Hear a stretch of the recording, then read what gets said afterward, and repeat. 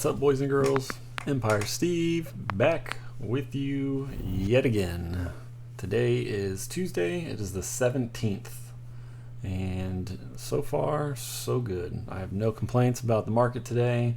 I'm actually done trading for the day, and it's only 10:31. I'm sure you guys missed my video on Friday because I didn't make one.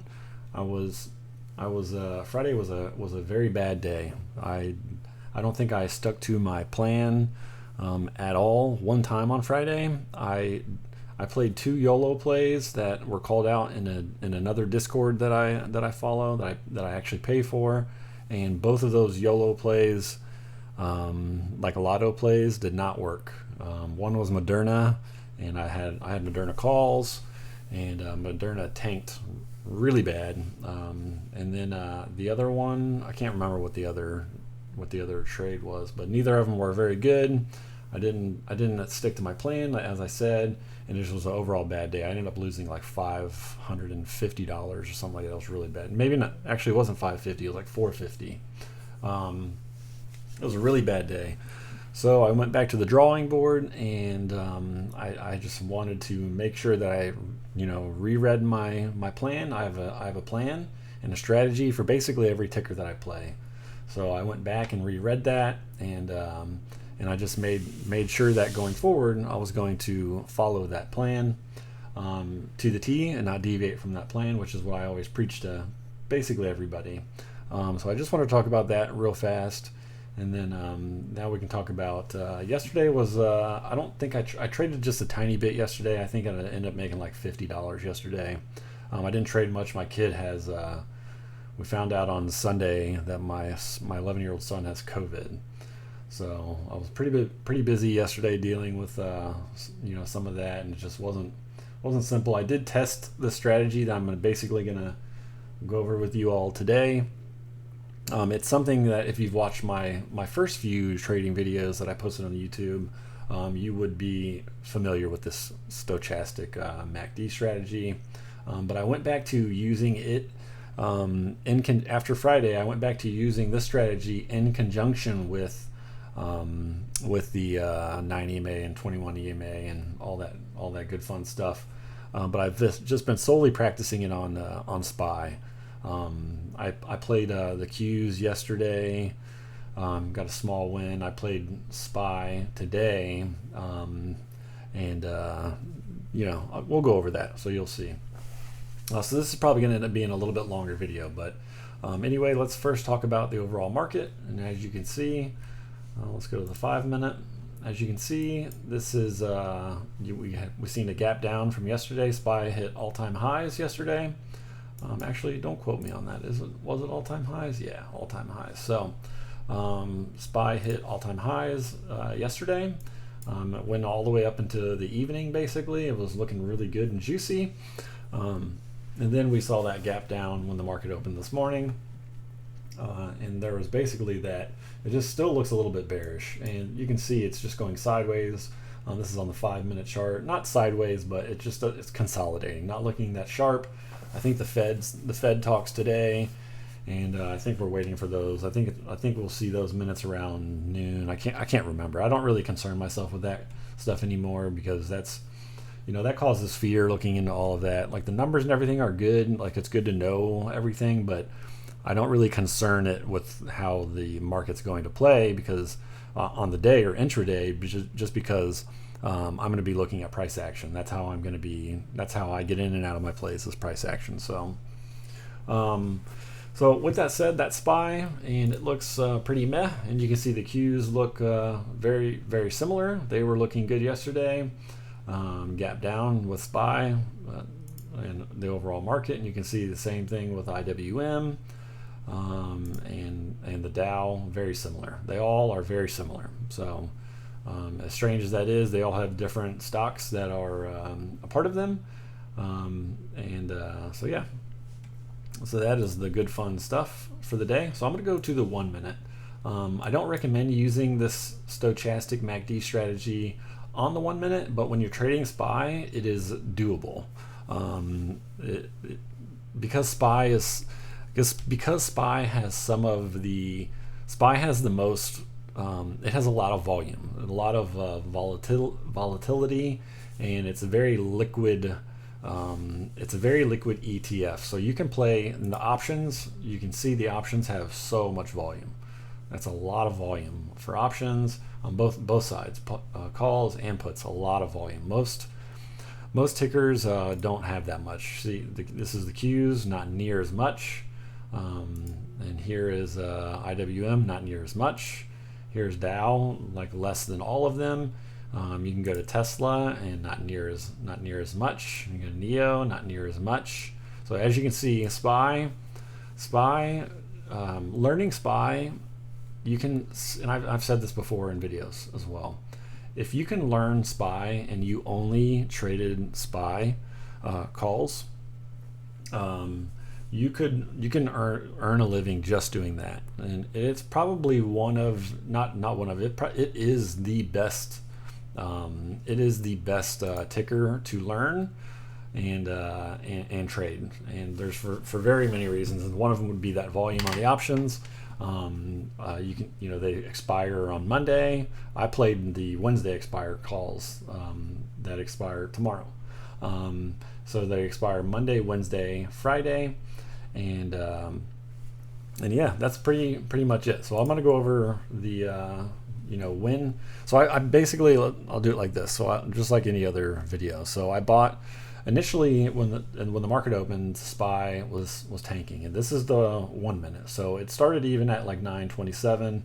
It was before that, but you found there was this dip, and then typically when the market looks like this, when it's slowly dipping before the intraday starts, a lot of times you'll see a dip and then a rip.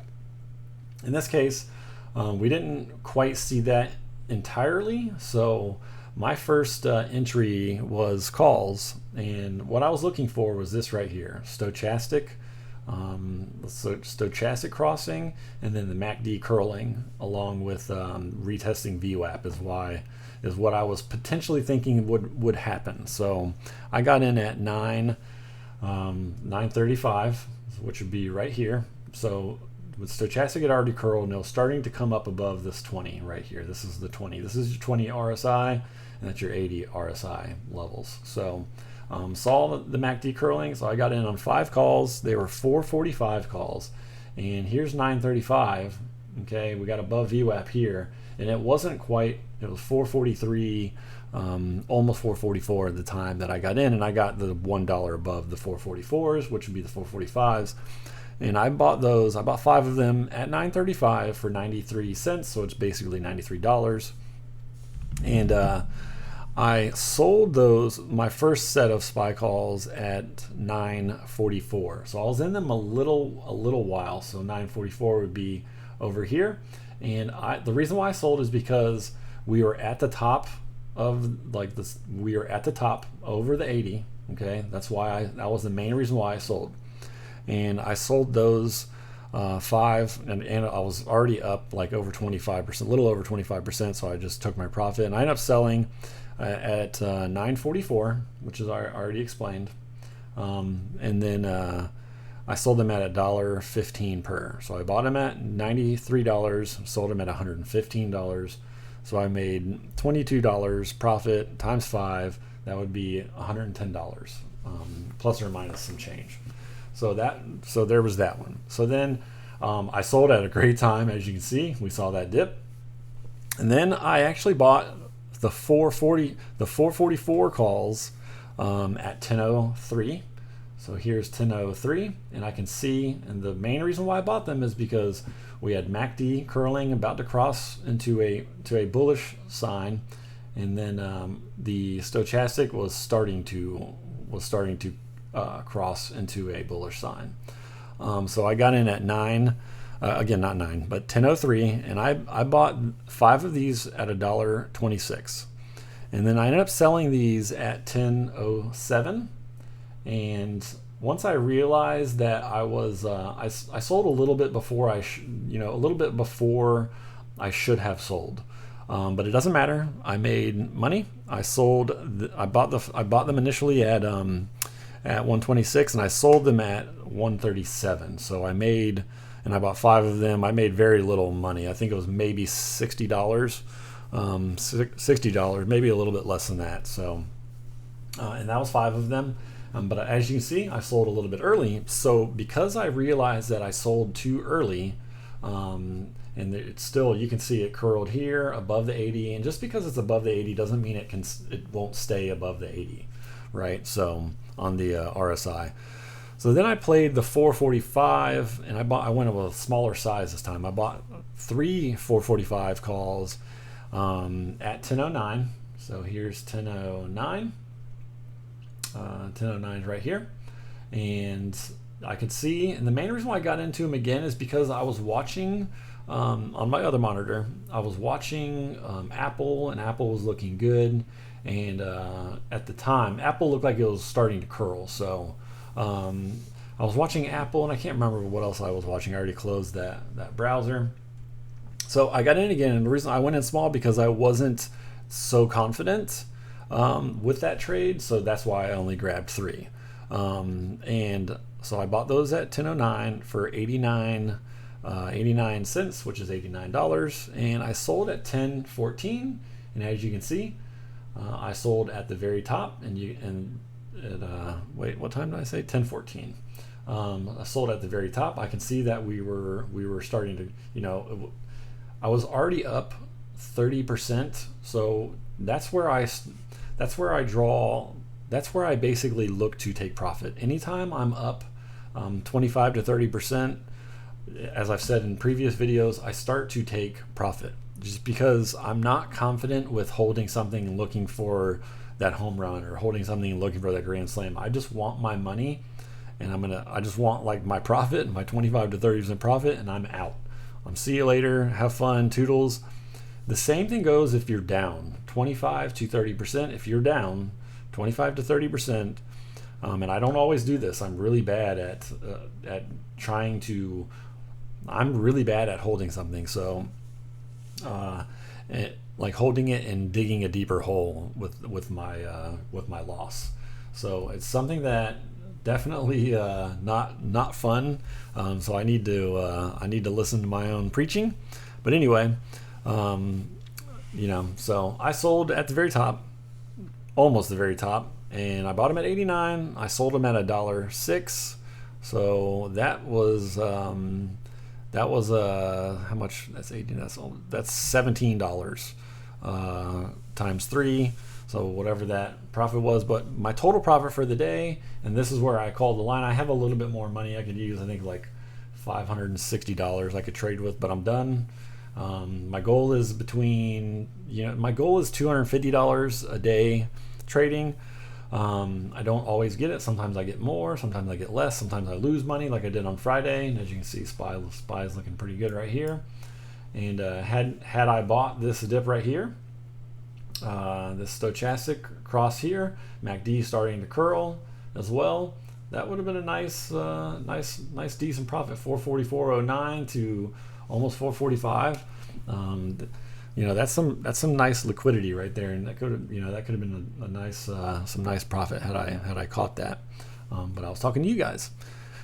So yeah, I made $215.54 profit, and that's not bad, like I said. So any day I can get even over 150, I'm happy, and be done for the day.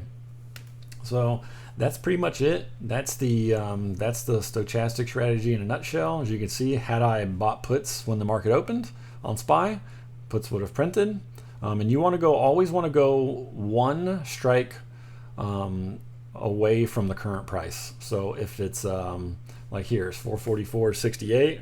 Actually, we'll go with this one. So if I was 444.15, I would go with 445s. If it was down here puts, and we are at 444.63, I would go with 443 puts. You always just go one strike away and hope and pray that it's working in your favor. But as you can see, and you all can see this just as good as I can, showed bearish. The stochastic cross. When the red line crosses this green line and it's over the green line, you would look to sell down here, which would be the very bottom.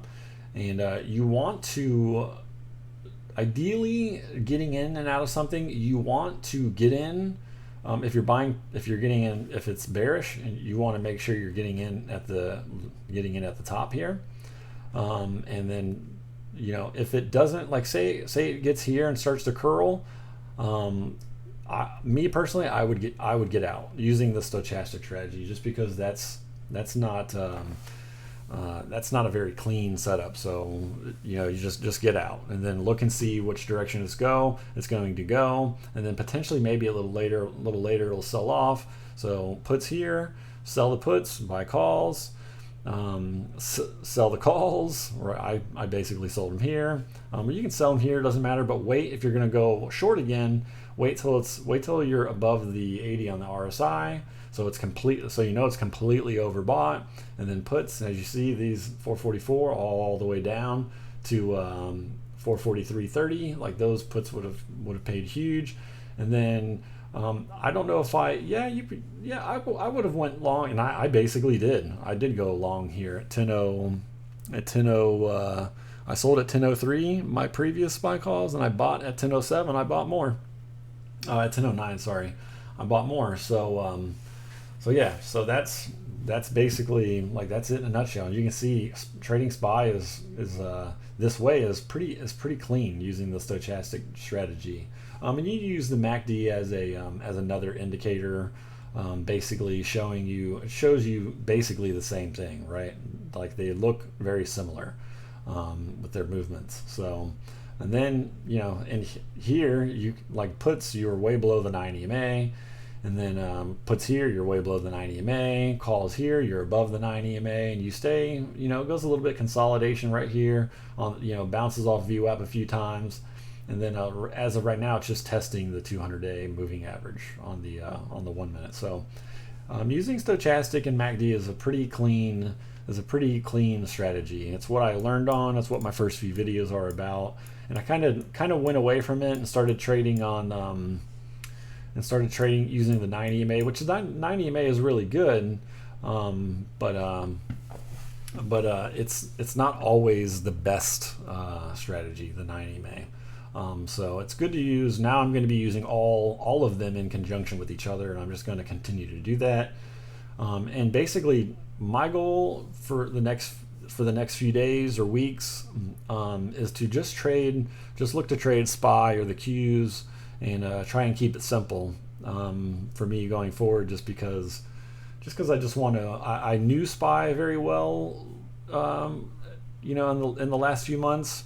I stopped trading it, but I think with this strategy, the stochastic MACD and the 9 EMA, it might be a little bit more simple to trade this, with these indicators. So I'm gonna continue to do it and see how good I get. And like I said yesterday, I made like $50 off of the Qs. Today I traded SPY, but I think going forward, I'm just going to look to trade. SPY. As you can see, I was going to go show you guys and girls SPY yesterday.